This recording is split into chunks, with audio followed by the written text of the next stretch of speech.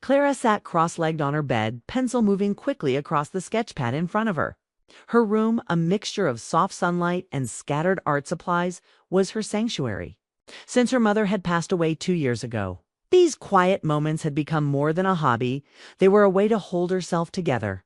She drew faces, landscapes, and bits of imagination, letting the lines of her pencil reflect emotion she didn't always express in words.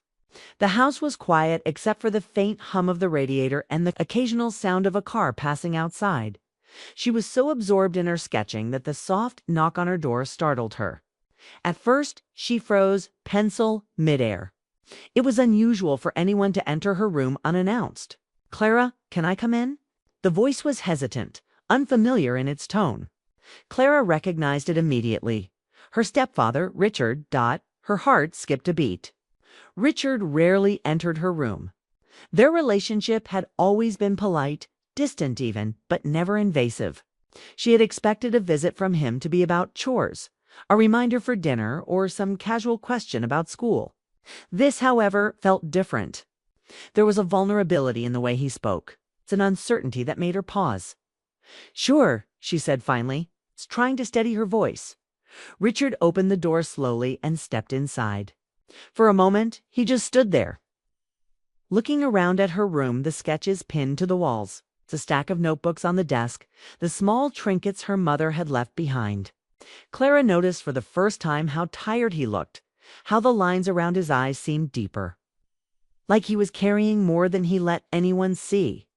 His suit jacket was slightly wrinkled, evidence of a long day at work, but he seemed almost fragile in that moment. I didn't want to bother you," he began, his voice low, "but I thought maybe you'd like to talk. I haven't really connected with you in a while." Clara blinked. Talk? Connect? She didn't know what to say. She had spent years avoiding deep conversations with Richard, partly out of habit, partly because grief had left her cautious. She nodded slowly. "Okay," she said softly. Richard glanced around again, stopping at a sketch she had started but not finished, a portrait of a woman staring at a window. Its features tentative but full of emotion. "Your sketches. They're really beautiful," he said quietly. Clara felt her cheeks warm. Compliments from Richard were rare, almost non-existent. She wasn't sure whether to be flattered or wary. She gave a small nod, unsure of what else to say. He took a step closer, but didn't touch anything. His eyes stayed on the artwork. I know I've been distant," he said after a pause. "I guess I didn't realize how much I've missed. Just being around you. You're important, Clara, more than I probably ever said." The words hit her like a sudden wind. It wasn't romantic, not in any sense, but it was personal and raw. She felt something stir in her chest, surprise, confusion, and a strange comfort. Richard had always been a background figure in her life, reliable yet distant. Now, for the first time, she saw him as someone who wanted to reach out, who genuinely cared. Clara swallowed hard. I didn't know," she whispered. "I know," he admitted, looking slightly embarrassed. "I'm not always good at expressing these things. But I wanted you to know. You matter." She wanted to say more, to ask why now. Why this sudden honesty, but the words caught in her throat. She looked down at her sketchpad, pretending to adjust the pencil, though she could barely focus on it. The moment was fragile, suspended in silence until a loud thump from the hallway shattered it. Tim, her younger half-brother, had returned from soccer practice earlier than expected. He called out, laughing loudly about something his friends had said on the field. Both Clara and Richard jumped slightly. I should go," Richard said quickly, his voice regaining its usual calm formality. "I'll leave you to your painting." He gave her a small, awkward smile, then turned and walked toward the door. Clara watched him leave, feeling the air shift around her. Something had changed. The room no longer felt empty or just hers. It felt charged with unspoken words and possibilities. For the rest of the afternoon, she couldn't return to her sketching. Her mind kept replaying Richard's words. He had called her important. He had tried to reach out.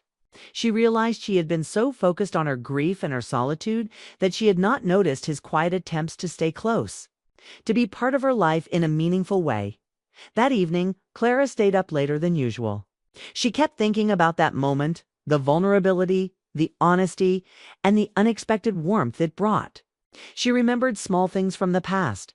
Richard reading bedtime stories when she was younger, helping with school projects, his quiet presence at family gatherings. She had dismissed these as ordinary duties, but now she saw them differently. They were gestures of care, a form of love that had gone unnoticed. The next morning, Clara found Richard in the kitchen, quietly reading the newspaper. For the first time, he smiled at her without being prompted. "Morning," he said simply. She noticed how natural it felt to return the greeting. "Morning," she replied.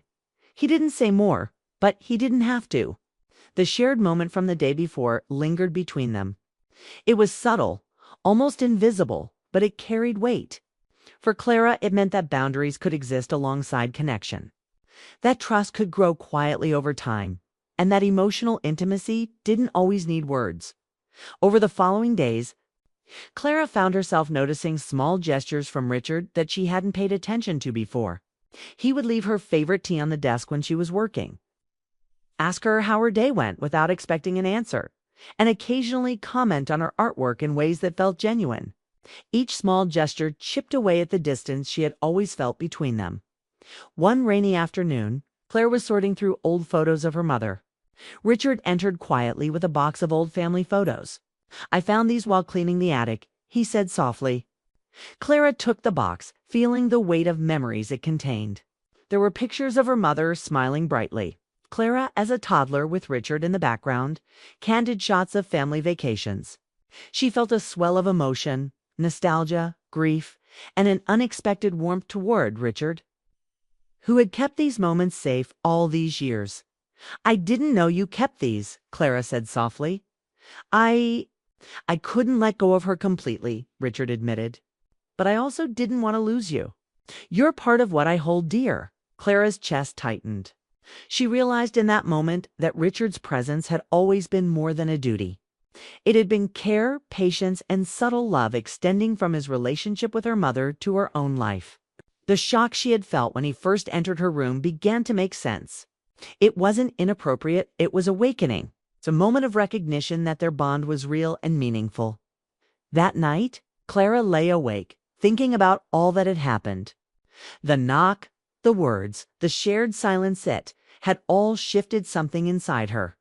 She understood for the first time that emotional connections were nuanced, layered, and often quiet. It was possible to feel deeply for someone without crossing boundaries or doing anything wrong. And so, the day ended with Clara feeling a mixture of reflection, gratitude, and cautious curiosity. Something had begun, something subtle, yet powerful. The unexpected knock had opened a door not just physically, but emotionally, and she sensed that her relationship with her stepfather was about to evolve in ways she hadn't anticipated. The days after that first unexpected visit were different. Clara noticed a subtle shift in her home, as if the air had changed its rhythm. Richard moved through the house with a gentleness she hadn't observed before.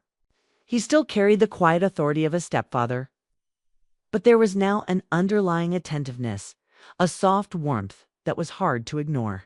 Clara found herself noticing little things. How he poured her tea just right. How he asked about her sketches in a way that wasn't obligatory. How he lingered just a moment longer than necessary when passing by her room. It was strange, and it made her uneasy at first.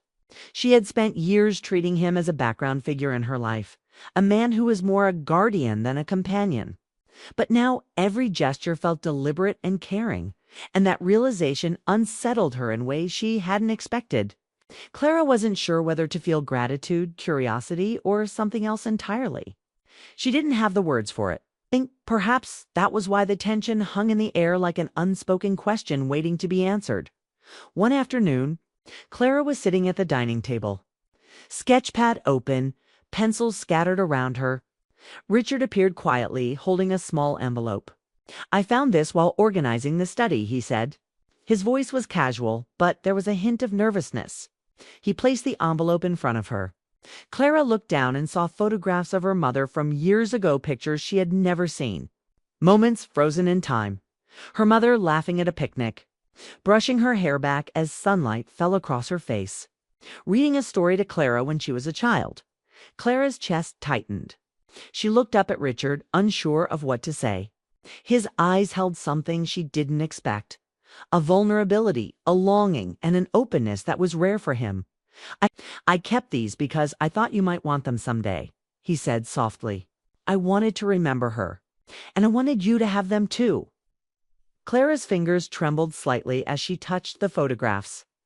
She could feel the weight of years, of memories preserved, and of love that had endured silently. Thank you, she whispered. The word felt insufficient, but it was all she could manage. Richard nodded, looking down at the table. I don't always know how to be there for you, he admitted. I've made mistakes and I've kept too much distance. But I want you to know I care. I really do. The confession caught Clara off guard. She had never imagined him saying such things, acknowledging his distance, admitting his feelings. She realized in that moment that Richard was more than the stern, reserved stepfather she had known. He was human, flawed, earnest, and quietly devoted in ways she had overlooked. Over the next few days, the house felt lighter, as though an invisible thread had been woven between them. Clara began to look for his gestures, not in a suspicious or critical way, but with an emerging awareness. When he brought her tea while she painted, when he asked how her sketches were progressing, or when he simply shared a silent glance from across the room. She noticed, and she responded in kind. One evening, the tension between them became almost tangible. Clara was in her room working on a portrait of a woman looking out of a window when Richard entered. He didn't knock this time. He simply stepped inside, quietly observing her work. Clara felt her pulse quicken, not with fear, but with the awareness that he was watching, that he cared, that he was present. You're improving, he said softly, almost in a whisper. You're shading. The light in her eyes, it's remarkable. Clara felt a warmth spread across her chest. She looked up at him and realized she had been craving acknowledgement, not flattery, but understanding. Richard's attention wasn't demanding or critical. It was genuine. She didn't know why it mattered so much, but it did. She felt seen, and the sensation was both comforting and unnerving. He stayed a moment longer, standing by the doorway before speaking again. I want to be closer to you, Clara. Not in a way that oversteps boundaries, but in a way that matters. You're important to me, more than I probably said before. Clara's mind raced. She had never thought of Richard in this way, as someone who could express emotions so openly. She felt a mixture of gratitude, empathy, and a gentle curiosity about what this shift in their relationship could mean. She didn't respond immediately, unsure of what words could capture the complexity of her feelings. Instead, she turned back to her sketchpad, letting the pencil move again, as if it could translate the storm of thoughts swirling in her mind. Richard watched quietly for a while, then turned and left without another word. The silence that followed was heavy but not uncomfortable. It was a silence filled with the possibility of understanding, of trust slowly growing, of emotional intimacy without complication. The next day, Clara found herself thinking about the small, unnoticed ways Richard had supported her over the years. She remembered the quiet nights when her mother had been ill, and Richard had sat with her in the living room while she sketched in peace. She remembered the times he had quietly fixed her broken chair or helped her carry art supplies upstairs. These gestures, once overlooked, now carried a profound weight. They spoke of a care that had been there all along, subtle but steadfast. One afternoon, Clara was sorting through some old letters from her mother when Richard appeared with a cup of tea. "I thought you might need this," he said, placing it beside her. There was no hesitation in his movements, no expectation, only a quiet attentiveness. Clara looked at him and smiled softly. She realized that these moments, small as they were becoming the foundation of a new understanding between them. As the days passed, the pattern continued. Richard would offer her guidance with a gentle hand, without ever demanding attention or forcing intimacy. Clara found herself responding naturally, sharing small details of her day, speaking about her art, and even laughing quietly at his understated humor. Their interactions were becoming richer, deeper, and more meaningful. Without any awkwardness or tension, one evening, while the rain tapped gently against her window, Clara found herself in conversation with Richard about her mother. They shared memories, stories, and reflections. Richard's voice was soft but steady, filled with both sorrow and warmth. Clara realized she had never truly known him in this way, not as a man, but as a person shaped by love, loss, and experience.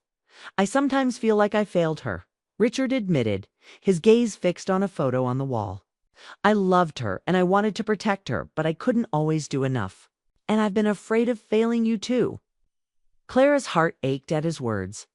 She reached out, placing a hand briefly on his arm. "You haven't failed me," she said softly. "You've always been here, even when I didn't notice." The words created a subtle shift. Richard exhaled slowly, and for the first time, Clara saw a relief in his posture. It was as if years of restraint and distance had finally found a small release. The bond between them, once unspoken and undefined, was beginning to solidify into something real and supportive. Later that night, Clara lay awake, reflecting on the days that had passed. She thought about the first knock, the sudden entrance, the confession of care, and the quiet moments that had followed. She realized that emotional intimacy could grow quietly, almost imperceptibly, and that it didn't need dramatic gestures or overt declarations. What mattered was presence, consistency, and genuine understanding. By the end of the week, Clara noticed that her perception of Richard had changed completely. He was no longer just a stepfather, a distant figure in the background of her life. He was someone who had shared in her grief, who had quietly supported her, and who now sought connection with patience and respect. She felt a mixture of admiration, gratitude, and a tentative affection, not romantic, but deeply human. And as she drifted off to sleep that night, she realized that the relationship they were building would continue to evolve. There was trust, understanding, and emotional depth growing between them. The shock of that first entrance had blossomed into the quiet beginnings of a bond that was strong, meaningful, and safe, a bond that neither Clara nor Richard had anticipated. Yet both would come to value deeply. By the time spring arrived, the house felt lighter, filled with an unspoken rhythm that Clara had never noticed before. The tension that had once existed between her and Richard had softened into something gentle but profound. It wasn't just about being in the same room or sharing meals. It was about a shared understanding, a quiet bond that neither of them had expected, but both had come to rely on. Clara found herself noticing details she hadn't before. The way Richard would leave the window slightly open for her when it was hot, how he adjusted the lighting in her room so her sketches looked their best, how he would pause to ask if she needed anything without pressuring her to respond. These small gestures, once overlooked or dismissed, now carried meaning, like threads slowly weaving their lives together in trust and care. One evening, as rain fell softly outside, Clara sat in her room sketching by the window. Richard knocked lightly before entering, carrying a cup of hot chocolate. "You've been working too hard again," he said. Setting the cup down beside her, Clara glanced up and smiled. "I enjoy it," she replied, her tone light, but inside she felt a quiet appreciation for the effort he had made. The gesture was simple, but it carried more weight than she could express. "I know, but I don't want you to feel alone," he said, settling in a chair near her desk. "Life is too short to carry everything by yourself." Clara looked at him, her chest tightening. She realized that what she had felt the first time he entered her room, the surprise, the sudden shift in emotion, wasn't a fleeting moment. It had been the beginning of a transformation. They had moved from distance to connection, from awkward politeness to quiet intimacy built on understanding and mutual respect. "Thank you," she said softly, not just for the hot chocolate, but for everything, the patience, the care, the acknowledgement that she mattered. Richard nodded, smiling faintly. "You're welcome. I want you to feel safe here, with me, with the house, with everything that's left of your mother's world." That statement hung in the air, and Clara felt an unexpected surge of emotion. It wasn't grief, not exactly it, was recognition, acceptance, and a gentle warmth that came from being truly seen. Her mother's absence was still heavy, but now she realized that her family, Richard, Tim, and even herself could carry that absence with care rather than fear. The following days were filled with quiet routines. But each day brought small discoveries. Clara shared her sketches with Richard, explaining the thoughts behind each one. He listened without judgment, offering comments that were supportive and thoughtful. He didn't intrude, didn't demand attention, but his presence was steady, like a comforting anchor. Clara began to feel a sense of belonging she hadn't experienced in years. One afternoon, while sorting through old photographs in the living room, Clara came across a picture of her mother and Richard on their wedding day. The memory struck her not with pain, but with clarity. She realized that Richard's love for her mother had always been sincere, and in some way it extended to her. She looked at him as he walked into the room, carrying a small stack of books for her, and she saw the same care in his eyes that she remembered from the past. "I used to think I had to protect you in silence," Richard said softly, noticing her gaze. "I didn't want to overstep, didn't want to intrude, but now I see. I can be here without taking over. I can care without smothering." Clara felt a lump in her throat. "I've noticed," she replied, "and I appreciate it more than I can say." From that day on, their bond deepened naturally. They began to share stories, not just of the past, but of hopes and small dreams. Richard spoke about his work, his childhood, the ways he had tried to navigate life's challenges. Clara shared her aspirations as an artist, her small fears, and the little victories that made her proud. They laughed together, sometimes quietly, sometimes with bursts of joy that felt both foreign and comforting in the same breath. One evening, Richard brought up a memory from years ago, a time when Clara's mother had been ill and Clara had been too young to understand fully. "I remember sitting here with her," he said, pointing to the living room couch. "You were drawing quietly and she looked at me and smiled. She trusted me with you in ways I didn't realize until much later." Clara looked at him, absorbing the depth of his words. "I guess I didn't realize either," she said. "I've always known you were there, but now I understand it differently." "Yes," Richard said, his voice soft. "We both have grown, and I think we're finding our place in this new life together." Clara felt tears prick her eyes, not from sadness, but from the realization of how far they had come. The shock, the awkwardness, the unexpected first encounter had all led to this quiet, meaningful connection. She felt a sense of gratitude that was almost overwhelming. The following weeks brought more shared moments that were small, yet significant. Clara and Richard cooked together, worked on household projects, and spent evenings sharing music and old stories. The house, once filled with silence and distance, now resonated with laughter, conversation, and an underlying sense of security. One day, Clara found herself reflecting on the journey they had shared. She remembered the first knock, the soft voice at the door, the hesitant words that had opened a new path. She realized that the relationship had evolved naturally, without force, without discomfort, and without overstepping boundaries. It was built on mutual respect, understanding, and the acknowledgement of shared grief and love. Richard, too, had changed. The quiet man who had once avoided deep conversations had become a steady presence. Someone who could express care without embarrassment and who could listen without judgment. He had allowed himself to connect in ways that were meaningful, without rushing or demanding, and that had made all the difference. One evening, Clara and Richard sat together on the porch watching the sunset. The colors of the sky reflected in their eyes, and for a moment neither spoke. Words weren't needed. Their connection was evident in the calm comfort of being near each other, in the quiet acknowledgement of mutual care. "I'm glad we found this," Clara said finally, breaking the silence. "I didn't expect any of this." Richard nodded, a gentle smile playing on his lips. "Neither did I, but I think this, us, it's better than I could have imagined." It was a sentiment that encapsulated everything they had shared: the shock, the surprise, the gradual understanding, and the gentle growth of trust and care. Clara realized that relationships could take unexpected forms, and that love, whether for a parent, a stepchild, Or a family member could be tender, steady, and transformative.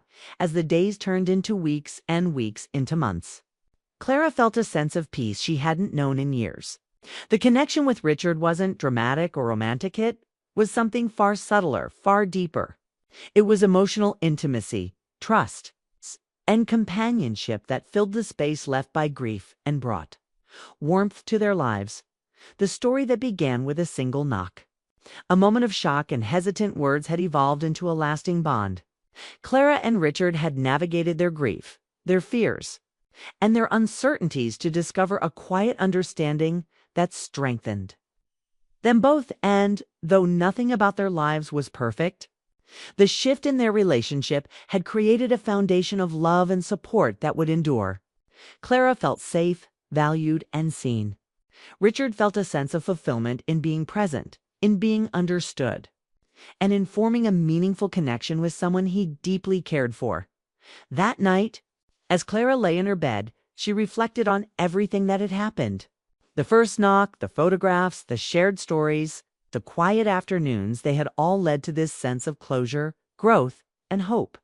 She realized that true bonds often grew in silence, through shared understanding and gentle care, and that the unexpected could sometimes lead to the most meaningful transformations. And with that realization, Clara drifted into sleep, comforted by the knowledge that their relationship, built on trust, empathy, and emotional intimacy, would continue to grow strong, safe, and enduring. The house felt empty. Since Mark's death, Lisa had moved through her days like a ghost, familiar with the routines yet disconnected from them. The smell of coffee, the ticking of the old wall clock, the quiet hum of the refrigerator, all of it reminded her of life continuing without him. She often found herself staring at the walls, imagining his laughter or the way he would shake his head at something trivial.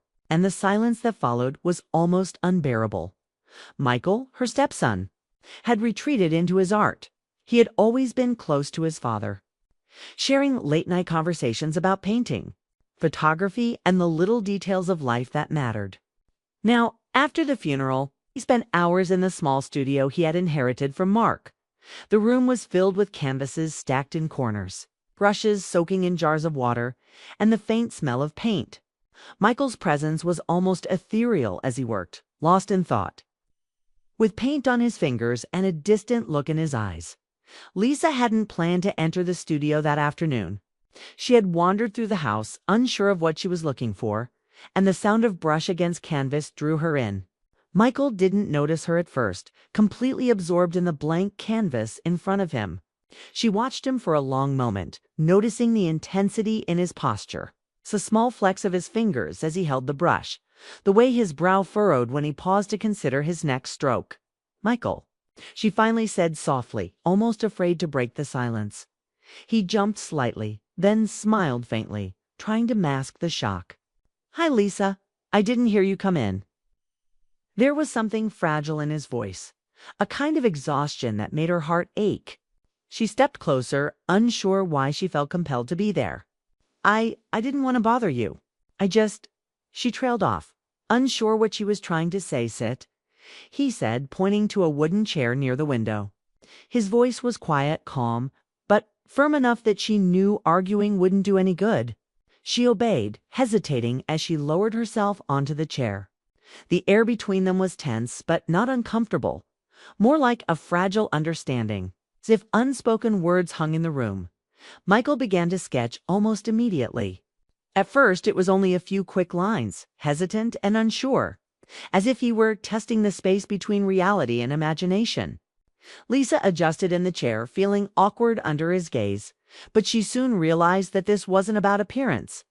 This was about presence, about allowing him to see her as she truly was, tired, grieving, but still present, still human. Hours passed without either of them speaking much. Occasionally, he would glance up, just for a moment, his eyes studying her expression, capturing subtle movements, the tilt of her head, the tension in her shoulders. Lisa noticed small details she hadn't paid attention to before, the way his lips pressed together when he concentrated, the way his eyes softened when he caught her glance. the quiet rhythm of his breath as he focused on the canvas. At some point, Michael set down his brush and held the canvas up toward her. She gasped softly, her hand reaching out almost instinctively. It was her, but not the her she saw in the mirror. This was a version shaped by emotion, by grief, by resilience. Every stroke seemed to tell a story of loss, of endurance, of quiet strength.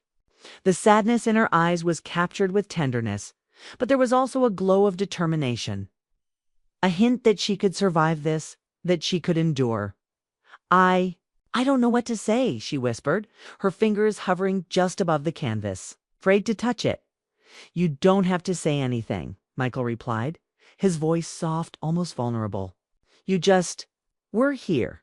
That's all I needed. Lisa felt warmth spread through her chest, a fragile hope she hadn't realized she was capable of feeling again. She hadn't come to the studio looking for anything, yet somehow she had found a small piece of comfort. The act of being seen fully by someone who had known her for years was oddly healing. They continued in silence, Michael sketching more details, Lisa shifting occasionally in the chair. The quiet of the studio was different from the emptiness of the house. It was alive, filled with potential, with creation. For the first time in months, Lisa felt that the world outside their grief might still hold moments of beauty. When evening came, the sunlight had shifted, painting streaks of gold across the wooden floor. Michael put down his brush and leaned back, studying the canvas one last time. This is different, he said, almost to himself. Lisa looked at him, unsure what he meant. Different how? It feels alive, he admitted. Like it's not just a picture. It's everything I feel when I see you. Everything I can't say. Her throat tightened and she swallowed hard. I don't know if I can be that for anyone, she said quietly. Not right now. You already are, Michael said simply. There was no pressure, no expectation, just honesty. And in that moment, Lisa realized that being present, being witnessed, was enough. It didn't have to be romantic. It didn't have to be anything beyond this room, this time, this shared experience. Later that night, Lisa sat in the living room, staring out the window at the rain. The house was quiet, but it felt lighter somehow. Michael's presence, his focus, and the act of creating something together had shifted something inside her. She realized that grief could coexist with moments of peace, that loss didn't have to mean emptiness. That connection could still exist even in the shadow of death. She thought about her husband, Mark, and how proud he would have been to see his son carrying on his passion, honoring life through art. And she thought about Michael, how deeply he cared, how he expressed himself through the brushstrokes, how he saw not just her face but her spirit as she prepared for bed. Lisa felt a small sense of anticipation. She wasn't sure what it meant, this feeling of hope, this spark of light in the darkness. But she knew one thing. She would return to the studio. She wanted to see what would emerge next. What new depths of emotion and connection they could reach. The first portrait had done more than capture her image. It had opened a door. And though neither of them knew what lay on the other side, Lisa felt ready to step through it, slowly, carefully. And with trust, that night she lay in bed, listening to the rain tapping against the window, and thought of Michael in the studio, brush in hand, eyes intent on the canvas. She realized that through this collaboration, something profound was beginning. A journey of healing, understanding, and perhaps even rediscovery of life's fragile beauty. She closed her eyes, letting the memory of the day wash over her. In the silence, she understood that some connections were beyond words, beyond expectations. They were felt deeply in the heart. And for the first time in months, Lisa allowed herself to feel it. A quiet, patient hope that life could be meaningful again. Even after heartbreak, and with that thought, she drifted to sleep, ready to face whatever the next session in the studio would bring. After that first session, Lisa found herself drawn to the studio. The house still felt empty in her husband's absence, but the studio was different, alive in a way she hadn't experienced in months. Michael's presence, his focus, and the quiet rhythm of brushes against canvas created a space that felt safe. Every afternoon, she would wander into the room, often with no plan, only a willingness to be there. Michael greeted her with a faint smile and a brush poised over the canvas, his eyes scanning for the spark of inspiration. "Sit," he would say simply, and she would obey. Over time, the active sitting, of letting herself be observed without words, became strangely comforting. She felt her grief softening, her mind opening to small pockets of joy she hadn't allowed herself to feel. The sessions grew longer. Sometimes she read quietly, letting the sunlight spill over her hands and onto the pages of a book. Sometimes she simply stared out the window, watching the garden sway in the afternoon breeze. Michael worked with quiet concentration, occasionally pausing to observe her expression, capturing subtle shifts in mood, a lifted eyebrow, a slight sigh. The tilt of her head. Lisa began to notice things about Michael she hadn't before. The careful way he cleaned his brushes, the gentle smile he gave when he was satisfied with a stroke, the soft hum of a tune he barely remembered he was singing. She realized he was not just painting. He was learning to see her, to understand her presence, to translate emotion into art. Each canvas became a bridge connecting his heart to hers, connecting grief to hope, connecting past memories to a future that seemed suddenly possible. One rainy evening, Lisa watched him set down the brush for a moment, staring at her with intensity. "I think I understand why I need you here," he said softly. "It's not just that you pose. You let me feel life through someone else's eyes. You let me see hope again." Lisa felt a warmth spread through her chest. "I never thought of it that way," she admitted. "I just wanted to help, I guess." "You do more than help," he said, turning back to the canvas. "You bring the story I can't put into words. You are my muse." The word startled her. Muse. It wasn't flirtatious. It wasn't romantic in a conventional sense. It was deeper, more emotional. She realized that in his art, she had become part of a language neither of them needed to explain. The connection was quiet, intense, and profoundly moving. Days passed, each session building on the last. Lisa felt lighter, more present in her own life. She laughed softly at Michael's occasional frustrations when a color didn't match her skin tone, or when a brushstroke didn't convey the emotion he wanted. He, in turn, seemed more grounded, more alive, more connected to the world outside the studio walls. They shared stories and passing anecdotes about Mark, memories of family holidays, even small confessions about dreams they'd buried in grief. One afternoon, Michael stopped mid-stroke. "Lisa, I've been thinking," he said, his voice quiet but steady. "You've changed how I see art. Not just painting, but life. You remind me there's beauty even in loss. You remind me that people matter, not just colors or shapes." Lisa's throat tightened. "And you've reminded me that life doesn't end with grief," she replied. "That even after everything, there's still light." It was in those moments that Lisa began to understand the depth of their connection. It wasn't romantic love in the typical sense. It wasn't about attraction or desire. It was emotional intimacy, the kind that comes from vulnerability, trust, and shared experience. Michael had invited her into his grief, his passion, his world, and she had responded with presence, patience, and empathy. The dynamic between them was not always easy.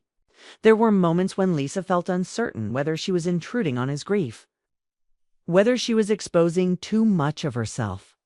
And there were moments when Michael seemed consumed, almost trapped by his emotions, the brush in his hand trembling slightly as he tried to capture feelings too complex for words. But they navigated these moments carefully, always returning to the studio, always returning to the art, always returning to the quiet understanding that had begun to grow between them. One evening, after a long session, Michael leaned back and held the canvas up toward her. She studied it, seeing not only her likeness, but also something she hadn't expected: her resilience, her sorrow, and the small sparks of hope in her eyes. The painting seemed to tell a story she hadn't realized she had been living, a story of survival, of quiet strength, of finding meaning after loss. I never thought I could feel this way about a subject," Michael admitted, his voice low, almost vulnerable. Lisa smiled softly. I, I never thought I'd see myself through someone else's eyes like this, she said. It's comforting and strange all at once. He nodded, his gaze lingering on her face. You've become more than a model.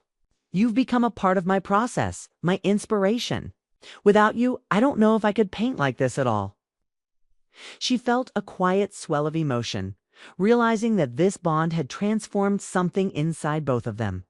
Grief was no longer a wall separating them from life. It had become the medium through which they connected. Her presence had given him focus, and his art had given her a renewed sense of purpose. They began experimenting with different poses and light. Sometimes Lisa would drape herself in a simple shawl, letting the sunlight highlight her features. Sometimes she would stand by the window, letting the soft afternoon light illuminate her profile. Each variation brought new insights, new emotions, new layers of understanding. And with each new canvas, their mutual trust deepened. Lisa found herself looking forward to these sessions. They became the rhythm of her life, a reason to wake, a reason to move, a reason to smile. She discovered a joy in being present, in letting herself be observed, in sharing silent moments that spoke louder than words. Michael, in turn, began to smile more, to laugh softly at small mistakes, to speak of dreams he had abandoned after his father's death. One evening, as the sun dipped below the horizon, Michael set his brush down and studied her carefully. "Lisa, I don't know what comes next," he said honestly, "but I know I want to keep creating with you. You make this work. Alive." She nodded, her eyes misty. "I want that too," she whispered. "I want to be here with you in this space. It helps, more than I realized." The emotional bond between them grew stronger. It was a mixture of trust, respect, shared grief, and understanding. Each painting became a testament to their connection, not just as stepson and stepmother, but as to human beings learning to navigate loss, discover beauty, and find solace in each other's presence. Even outside the studio, Lisa began to notice changes in herself. She walked through the house differently, noticing the small details her husband had loved. She laughed quietly at memories, no longer trapped in sorrow. And when Michael spoke of his art, of his struggles and triumphs, she felt a renewed sense of purpose.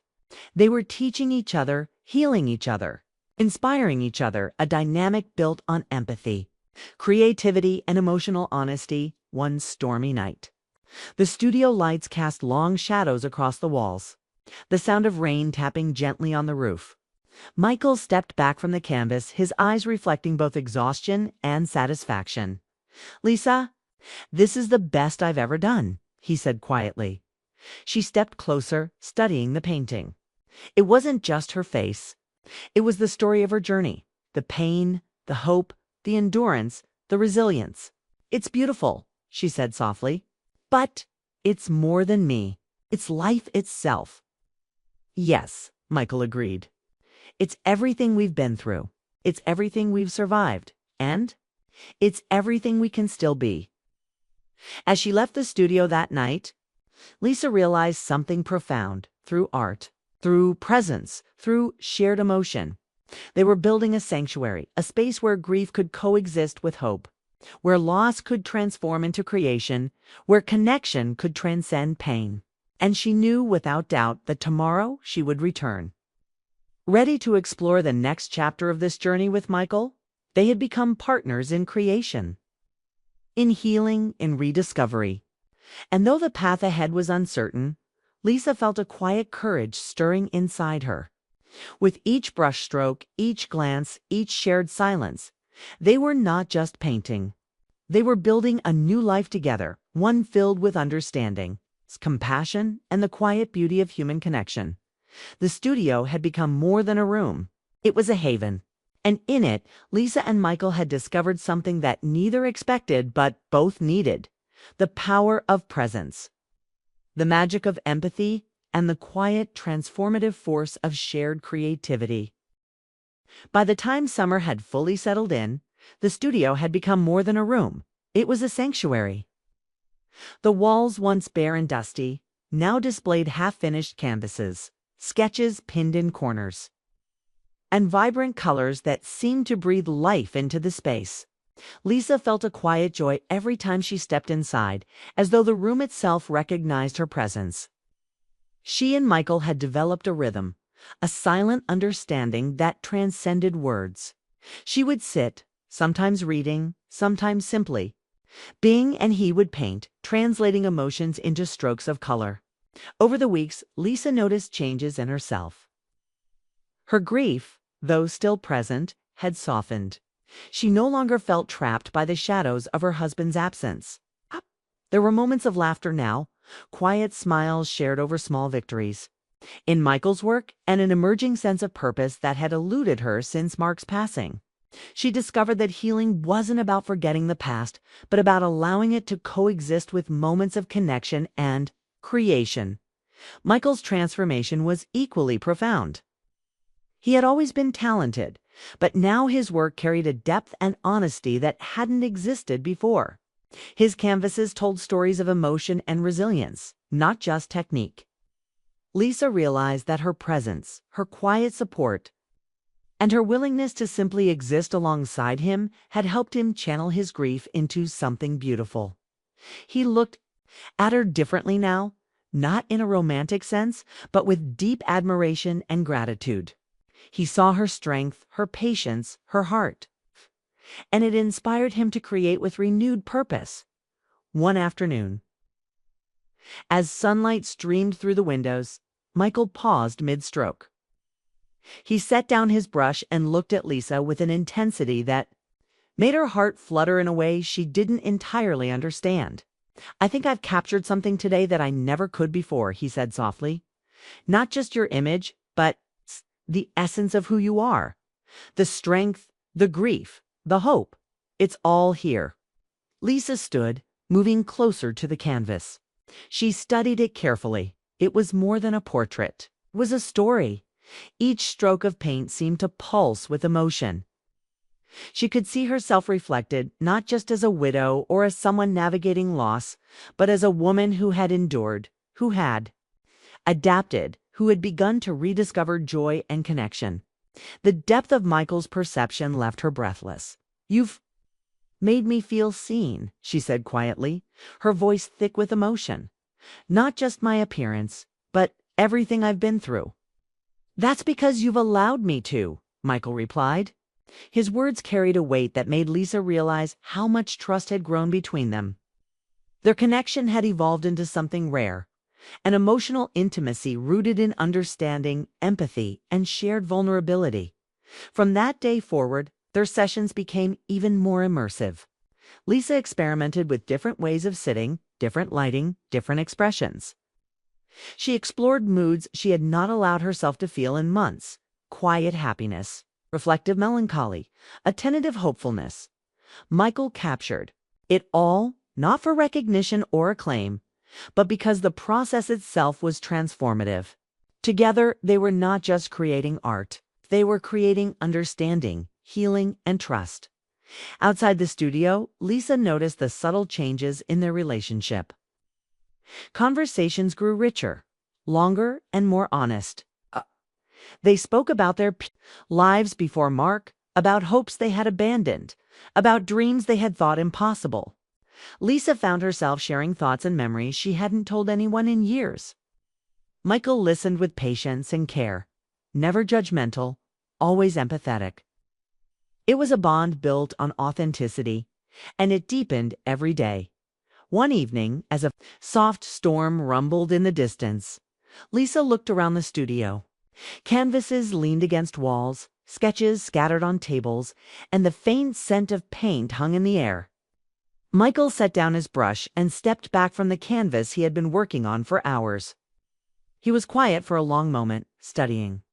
The work then finally said, "Lisa, I don't know how to put this into words. You've changed everything. You've changed how I see my art, my grief, even myself." Lisa walked closer, her eyes tracing the lines and colors on the canvas. "You've changed how I see myself too," she said softly. "Through your eyes, I see someone who is still capable of living, of feeling, of being." Michael nodded, and for a long while, neither of them spoke. They didn't need to. The studio, the art, and the connection between them communicated everything words could not. They had found a quiet understanding, a partnership of souls where sorrow and hope coexisted. As the days passed, their bond only strengthened. Lisa found herself looking forward to the sessions with anticipation. They were a refuge from the world, a place where grief could transform into beauty, and where creation could coexist with memory. Michael, in turn, poured himself into his work with newfound focus, inspired not just by technique, but by the presence of someone who truly understood him. One afternoon, Michael paused mid-brush and turned toward her. "Lisa, I feel like we've created something more than art here. We've created a space where we can both be ourselves, without fear, without pretense. And I don't want this to end." Lisa smiled, feeling a sense of calm settle over her. "It doesn't have to end," she said. "We can keep building this together." In that moment, the studio became more than a place for painting. It became a symbol of their journey, a journey from grief to healing, from solitude to connection, from loss to a rediscovery of life's fragile beauty. Each canvas they completed was a testament to their shared resilience, their empathy, and the quiet power of human connection. As summer waned, Lisa realized that the transformation wasn't just in the studio, but in herself. She moved through the house with more ease, laughed softly at memories that once brought only tears, and felt a cautious optimism about the days ahead.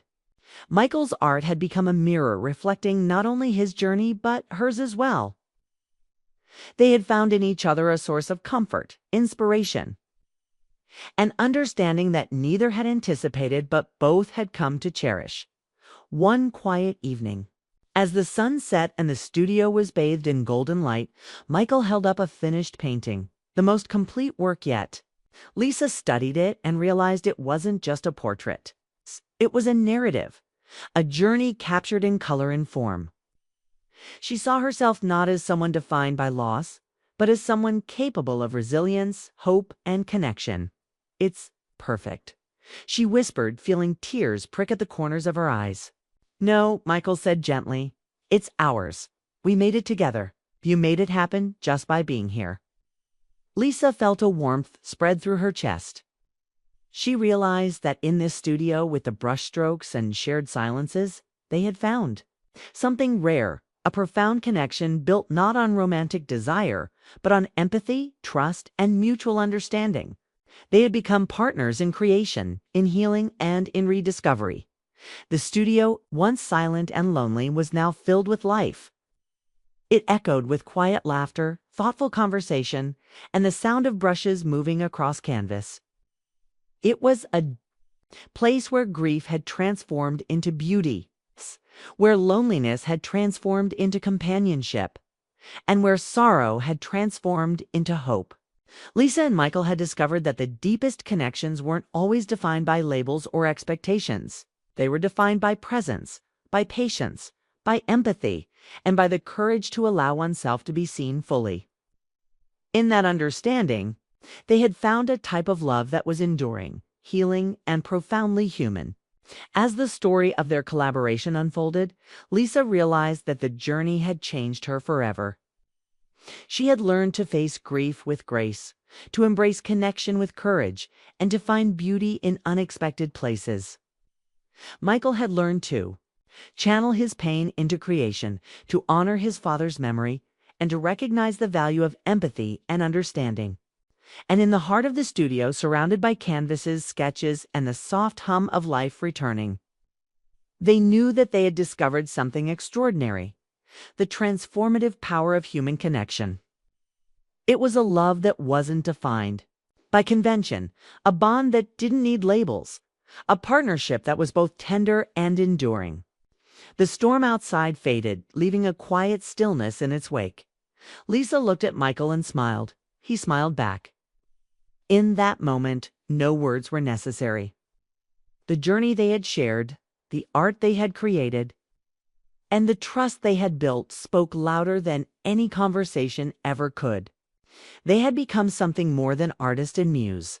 They had become companions in healing, partners in creation, and witnesses to each other's hearts. And in that quiet golden light of the studio, they understood that while the past could not be changed, the future was theirs to create together, with patience, empathy, and the courage to embrace life fully once more. And as Lisa stepped out of the studio that evening, she knew that their story was just beginning. The canvases would continue to fill, the brushes would continue to move, and the quiet, profound connection between them would endure a testament to the resilience of the human heart, the beauty of art, and the power of being seen.